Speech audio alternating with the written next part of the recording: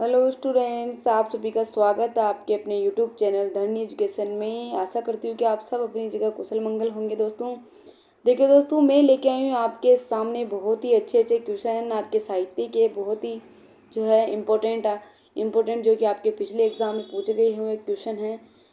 देखिए, आपका पहला क्वेश्चन आपके सामने आ गया।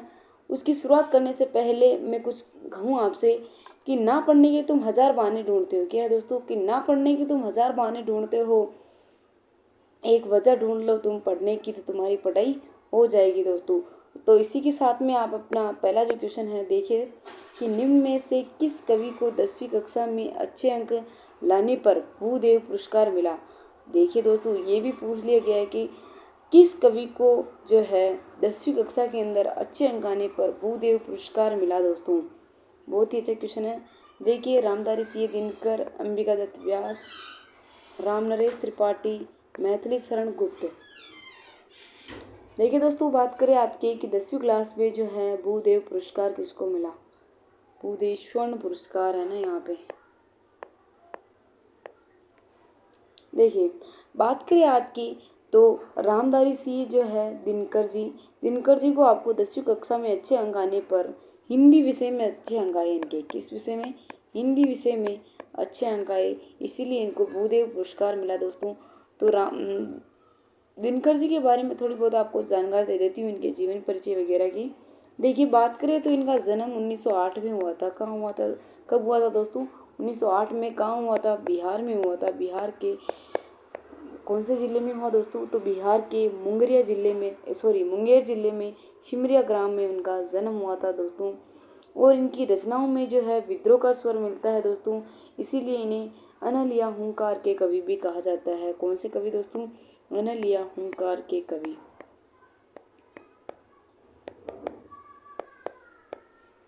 देखिए, तो ए ऑप्शन आपके इसमें राइट आंसर हो जाएगा। दोस्तों अगला क्वेश्चन देखिए। दोस्तों अगला क्वेश्चन आपके सामने आ गया आपका, बहुत ही अच्छा क्वेश्चन है दोस्तों कि दिनकर की किस कृति पर उन्हें साहित्य अकादमी पुरस्कार मिला। पहले तो 10वीं कक्षा में भूदेव पुरस्कार मिला और अब पूछ रहा है कि दिनकर की किस कृति में उन्हें साहित्य अकादमी मिला। तो इसमें अर्धनारीश्वर, वट पीपल, उजली भाग, संस्कृति के 4 अध्याय। तो ये उजली आग है, ये भाग नहीं है ना। क्या है? उजली आग। तो बता दीजिए कि इनको साहित्य अकादमी पुरस्कार कौन सी रचना में मिला। जितने भी आपके जो साहित्य अकादमी पुरस्कार हैं 1955 से लेके आपके 1923 तक के 2023 तक के जितने भी साहित्य अकादमी हैं वो मैंने आपको शॉर्ट वीडियो के माध्यम से जो है आपके तक पहुंचा रखे हैं सभी को। उसमें रचना भी दे रखी है, उसमें सन भी दे रखा है। अगर आपने नहीं देखा हो तो अभी जाके देख सकते हो। दोस्तों तो बात करें दिनकर को किस रचना पर जो है साहित्य अकादमी पुरस्कार मिला, तो एक रचना है इनकी संस्कृति के 4 अध्याय। क्या है? संस्कृति के 4 अध्याय। कितने अध्याय? 4 अध्याय। तो डी ऑप्शन आपके इसमें राइट आंसर हो जाएगा। दोस्तों संस्कृति के 4 अध्याय ये इनका जो है निबंध है। क्या है दोस्तों? ये किस विधा से है? तो ये निबंध है। और इसका टाइम क्या है दोस्तों? तो इसका टाइम आपके जो है क्या होगा दोस्तों? 1956 इसका टाइम मिल जाएगा। कितना दोस्तों? 1956 जो है इसका टाइम है। दोस्तों देखिए, अगला क्वेश्चन देखिए दोस्तों कि फिर आपके सामने बहुत ही जो है अच्छा क्वेश्चन आपके सामने आ गया कि मैं प्रयोगवाद का अगवा नहीं पिछलगुआ हूँ, पंक्ति किसकी है? कि मैं प्रयोगवाद का अगवा नहीं पिछलगुआ हूँ, पंक्ति किसकी है? बहुत ही है जो है इम्पोर्टेंट पंक्ति है, बहुत बार पूछी गई है। पंत जी की है, प्रसाद जी की है और दिनकर जी की है, राम नरेश त्रिपाठी की। किसकी है ये पंक्ति? आप बता दीजिए। आपके पास सिर्फ 5 मिनट का समय है।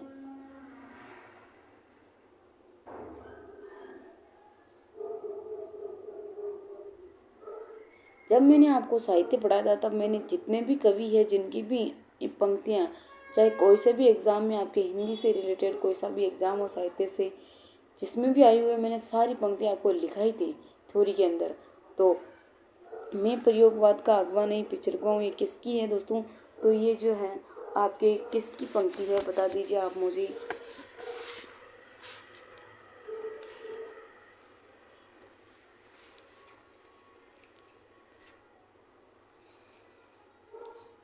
पंत जी की है, प्रसाद जी की है, दिनकर जी की है, रामनरेश त्रिपाठी की है।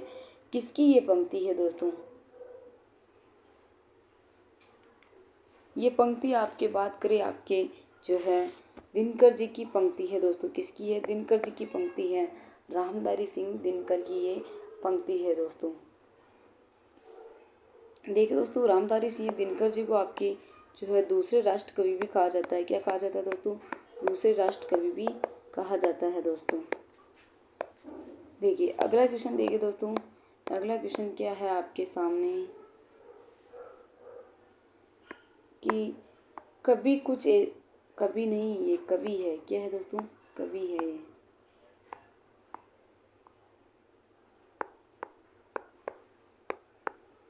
कभी कुछ ऐसी तान सुनाओ उथल पुथल मच जाए। ये उथल ऐसे आएगा, उथल फुथल मच जाए। क्या मच जाए दोस्तों? उथल फुथल मच जाए। इसमें आपके जो है ये पंक्ति है, मतलब किसकी है? बालकृष्ण भट्ट की है, बालकृष्ण नवीन की है, बालकृष्ण शर्मा की है, या दिनकर जी की है। किसकी ये पंक्ति है दोस्तों? देखिए दोस्तों, बालकृष्ण भट्ट, बालकृष्ण नवीन, बालकृष्ण शर्मा नवीन। बहुत ही जो है उलझन वाले दे रखे हैं आपके। बालकृष्ण भट्ट, बालकृष्ण नवीन, बालकृष्ण शर्मा, कंफ्यूज करने वाले दे रखे है ना ऑप्शन। तो इसमें बात करें दोस्तों आपके ये किसकी पंक्ति है, तो अब आप मुझे बता दीजिए कि ये जो है आपकी पंक्ति किसकी है कि कभी कुछ ऐसी तान सुनाओ कि उथल पुथल मच जाए। क्या मच जाए दोस्तों? उथल पुथल मच जाए। किसकी पंक्ति है ये?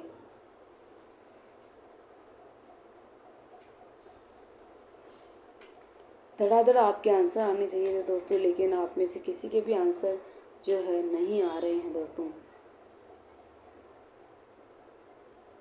देखिए दोस्तों, बात करें आपकी ये पंक्ति किसकी है दोस्तों, तो ये पंक्ति आपके जो हैं किसकी है दोस्तों?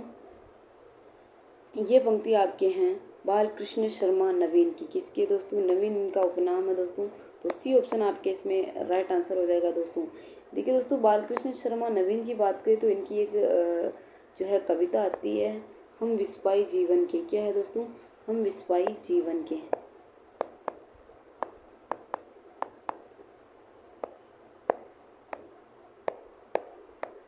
ये बहुत ही जो है बार पूछी जाती है कि ये जो है कविता किसकी है दोस्तों।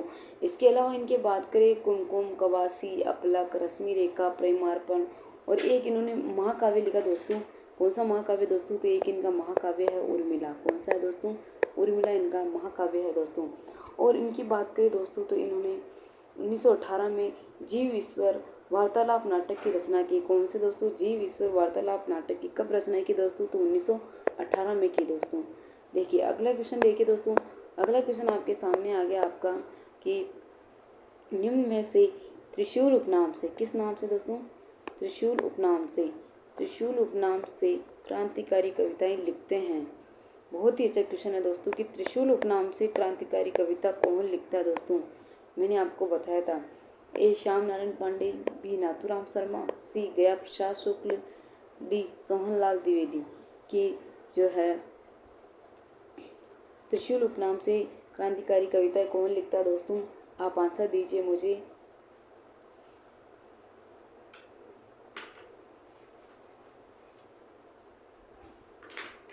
सबका आंसर आना चाहिए था मेरे पास कि आपके जो हैं कौन लिखता है दोस्तों।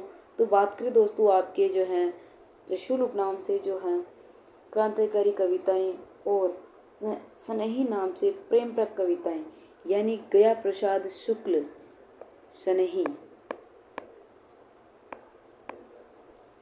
मैंने सनही नाम जानबूझ के नहीं दिया दोस्तों। तो ये सनही उपनाम से तो है जो प्रेम प्रक कविता लिखते थे। कौन सी कविता दोस्तों? प्रेम प्रक कविताएं। और त्रिशूल नाम से कौन सी लिखते थे दोस्तों? तो क्रांतिकारी कविताएं लिखते। कौन सी लिखते हैं दोस्तों? क्रांतिकारी नवीन कविताएं। कौन लिखता है दोस्तों? तो गया प्रसाद शुक्ल स्नेह। तो सी ऑप्शन आपके इसमें राइट आंसर हो जाएगा दोस्तों। ये एक गांधीवादी विचारधारा की कवि थे। कौन थे दोस्तों? गांधीवादी विचारधारा के कवि थे। किसकी बात कर रहे हैं दोस्तों? तो गया प्रसाद शुक्ल स्नेही की अपन बात कर रहे हैं दोस्तों। तो ये त्रिशूल उपनाम से क्रांतिकारी और सनही उपनाम से जो है प्रेम प्रक कविताएं लिखते हैं। और इन्होंने एक पत्र का संपादन किया दोस्तों, सुकवि पत्रिका। कौन सा दोस्तों? सुकवि पत्रिका का संपादन किया दोस्तों।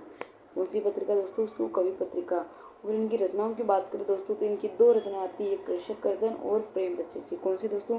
कृषक कर्दन और प्रेम पचीसी। तो ये आपके जो हैं गया प्रसाद शुक्ल पूरे ही कंप्लीट हो जाते हैं दोस्तों। इतना ही है इनके बारे में ना। तो देखिए अगला क्वेश्चन देखिए दोस्तों।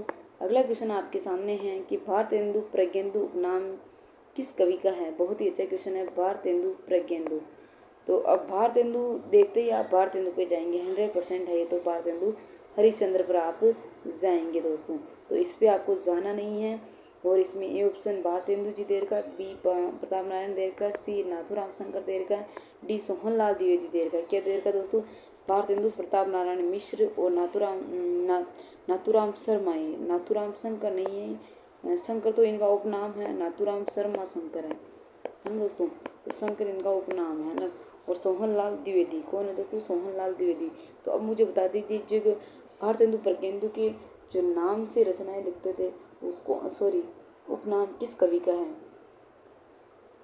और जिस कवि का भी ये उपनाम है ना उस कवि की रचना आती है एक तो गर्भरंडा रहस्य। कौन सी दोस्तों? गर्भरंडा रहस्य।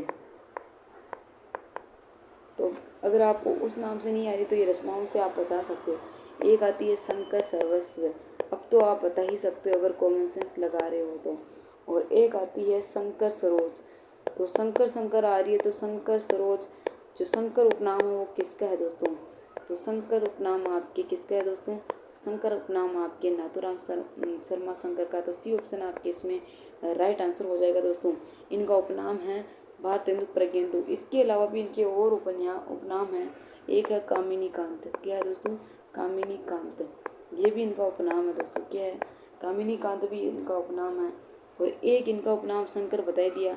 और एक और इनका उपनाम आता है साहित्य सुधाकर। क्या है दोस्तों? साहित्य सुधाकर, ये भी उनका उपनाम। और ये तीनों ही इनकी रचना है, गर्भरंडा रहस्य, शंकर सर्वस्व, शंकर सरोज। तो आपके जो है ये नाथूराम शर्मा शंकर भी आपके कंप्लीट होते हैं। इनके बारे में भी इतनी ही जानकारी जो मैंने आपको पूरी कंप्लीट दे दी। बहुत बार पूछते हैं, पूछी गई जो चीज़ें हैं वो मैंने आपको सब बता दी है दोस्तों। देखिए अगला क्वेश्चन देखिए दोस्तों। अगला क्वेश्चन आपके सामने बहुत ही अच्छा क्वेश्चन, इंपॉर्टेंट क्वेश्चन है कि हल्दी घाटी महाकाव्य रचना है, यानी हल्दी घाटी महाकाव्य किसकी रचना है दोस्तों? तो ए ऑप्शन देखिए, ये थोड़ा ऑप्शन आपके इसमें कट रहा है तो देखिए इसमें ऑप्शन आ जाएगा आपके, छोटा कर लेते हैं क्वेश्चन को। देखिए इसमें ऑप्शन क्या कह रहा है कि हल्दी घाटी महाकाव्य रचना है मैथिली शरण गुप्त की, भारतेंदु जी और श्याम नारायण पांडे। क्या है दोस्तों? श्याम नारायण पांडे और बालकृष्ण शर्मा। जो हल्दी घाटी रचना है वो किसकी है दोस्तों? बहुत ही अच्छा क्वेश्चन है दोस्तों। जो ये आपकी हल्दी घाटी रचना है दोस्तों, ये क्या है? ये एक प्रबंध काव्य है दोस्तों। क्या है दोस्तों? प्रबंध काव्य है। क्या है दोस्तों? ये एक प्रबंध काव्य। और बात करें तो इसका टाइम है 1939 ईस्वी। क्या है दोस्तों? 1939 ईस्वी। और इसमें कुल सर्ग की बात करें दोस्तों, कुल इसमें सर्ग जो है 18 सर्ग है दोस्तों। और इसमें किसका वर्णन है दोस्तों? तो इसमें नाम से स्पष्ट हो रहा है कि किसका वर्णन होगा, तो महाराणा प्रताप का इसमें वर्णन है। किसका है दोस्तों? महाराणा प्रताप का इसमें वर्णन है दोस्तों।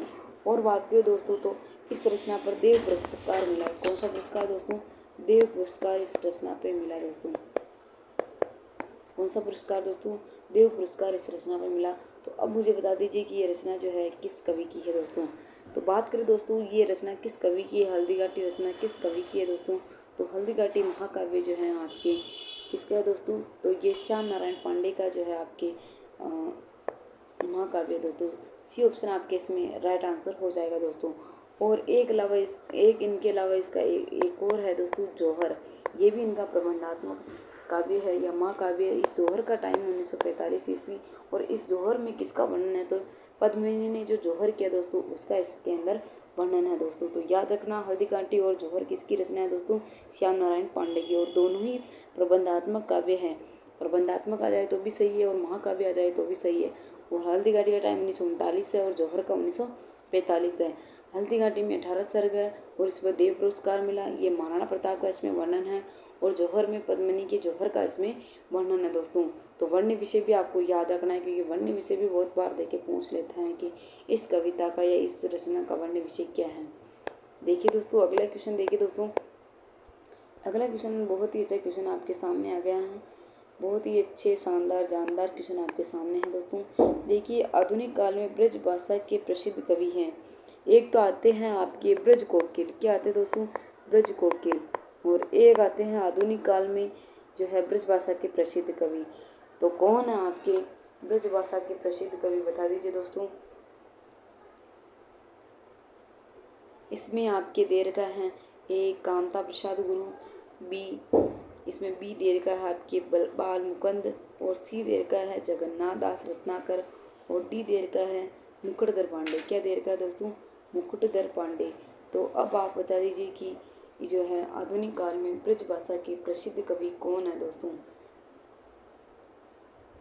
और जिसकी भी ये जो भी कवि है दोस्तों, उन्होंने जो है खड़ी बोली के जो कवि है उसको क्या कहा दोस्तों, खड़ी बोली के कवि को कहा हट्टी और मूर्ख। क्या कहा दोस्तों, हट्टी और मूर्ख। खड़ी बोली के कवि को किसने कहा हट्टी और मूर्ख, ये आप बता दीजिए। और बात करें दोस्तों, उनको ब्रज भाषा का टेनिसी किसने कहा दोस्तों, ब्रज भाषा का टेनिसी श्याम ब्रज भाषा का टेनिसन किसने कहा दोस्तों, तो श्याम सुंदर दास ने कहा दोस्तों। किसने कहा दोस्तों, श्याम सुंदर दास ने कहा। लेकिन जो भी इसका आंसर होगा वो इनका भी आंसर, इसका नहीं इनका भी आंसर होगा। हट्टी और मूर्ख किसको कहा, खड़ी बोली के कवियों को हट्टी और मूर्ख कहा।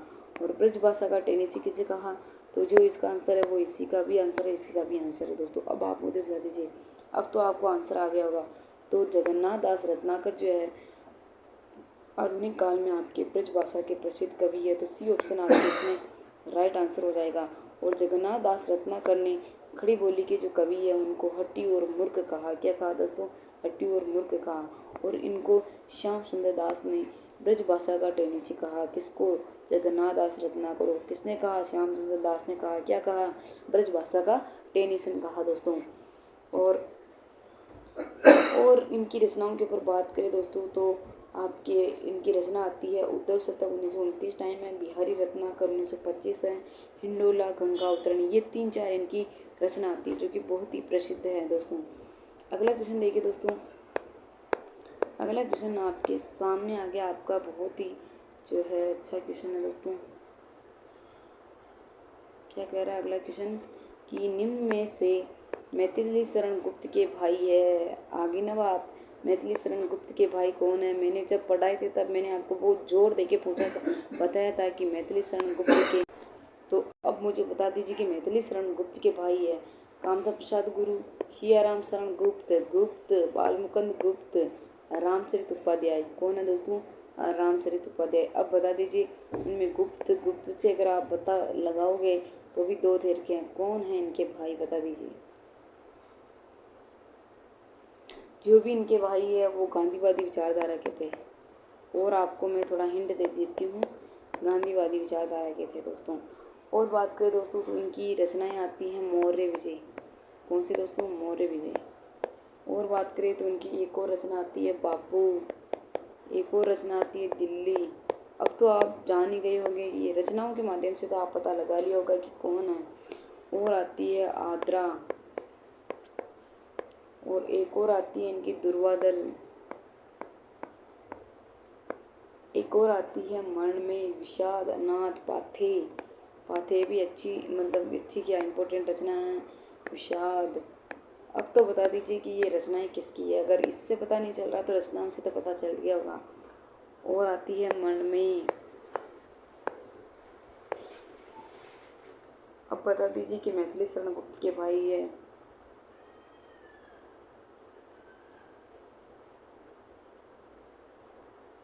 देखो दोस्तों बात करें मैथिली शरण गुप्त के भाई की, तो सियाराम शरण गुप्त जो है मैथिली शरण गुप्त के भाई है। तो बी ऑप्शन आपके इसमें राइट आंसर हो जाएगा दोस्तों।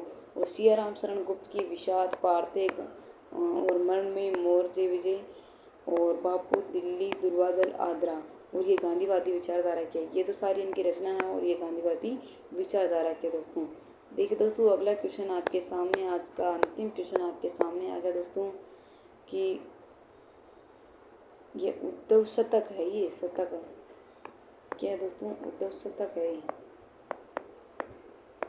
अभी तो मैंने जस्ट बताई थी आपको जब इनके कवि का नाम बताया था दोस्तों।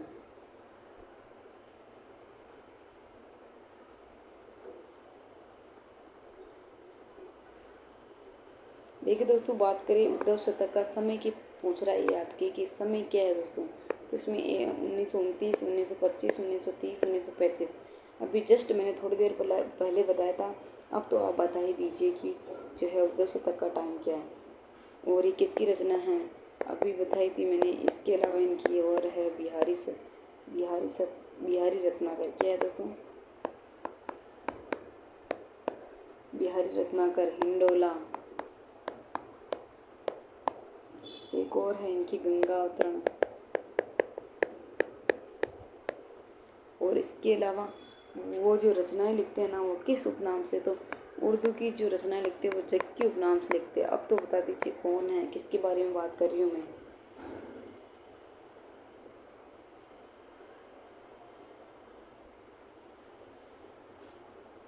देखिए दोस्तों, बात करें उद्धव शतक की, तो उद्धव शतक का टाइम अभी थोड़ी देर पहले मैंने बताया था आपको, 1929 इसका टाइम है। बिहारी रत्नाकर भी जो है आपके जगन्नाथ दास रत्नाकर की, जिसका टाइम 1925 है। गंगा अवतरण भी उनकी है, हिंडोला भी उनकी है। और जो जगन्नाथ दास रत्नाकर है वो उर्दू में जग के उपनाम से रचनाएं लिखते हैं। और जगन्नाथ दास रत्नाकर की रचनाओं को श्याम सुंदर दास ने, किसने दोस्तों? श्याम सुंदर दास ने रत्नाकर नाम से संकलित किया। किस नाम से दोस्तों? रत्नाकर नाम से संकलन किया। किसने किया? श्याम सुंदर दास ने। किसकी रचनाओं को? जगन्नाथ दास रत्नाकर की रचनाओं को। और ये जग्गी उपनाम से रचनाएं लिखते थे। कौन दोस्तों? जगन्नाथ दास रत्नाकर। और ये आधुनिक काल में ब्रज भाषा के प्रसिद्ध कवि है। कौन दोस्तों? जगन्नाथ दास रत्नाकर। और इन्होंने वो जो है भक्तिकालीन आख्यान का अर्थ होता है कथा, और रीतिकालीन कलेवर यानी स्वर, और आधुनिक काल में उद्धव शतक 1929 की रचना की दोस्तों। तो ये हो गए आपके आज के क्वेश्चन। अब बता दीजिए कि 10 में से 10 का स्कोर किस मेरे प्रिय स्टूडेंट के रहा। और जो है क्लास को शेयर ज़रूर कर देना दोस्तों। और मिलते हैं कल इसी क्लास में। तब तक के लिए सभी को बहुत बहुत धन्यवाद। और कल पढ़ के ज़रूर आना और मुझे आंसर देना ना। ठीक है, धन्यवाद।